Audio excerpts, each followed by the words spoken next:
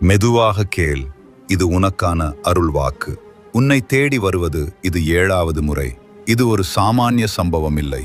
உன் உயிர் அழைத்ததால் தான் நான் வந்திருக்கிறேன். ஹனி, பல நாட்களாக மனதில் சுமை வைத்திருக்கிறாய். யாரிடமும் சொல்ல முடியாமல் உன் உள்ளத்தில் மட்டும் வைத்துக்கொண்டு தவிக்கிறாய். ஆனால் இன்று அந்த சுமையை விடும் நாள். நான் சொல்வதை நம்பு. நீ இழந்தது வீணாக போகவில்லை. அது உன்னை வலிமையானவனாக மாற்றியது. இனி வரும் நாட்களில் நீ எதிர்பார்க்காத வழிகளில் நல்லது நடக்கும்.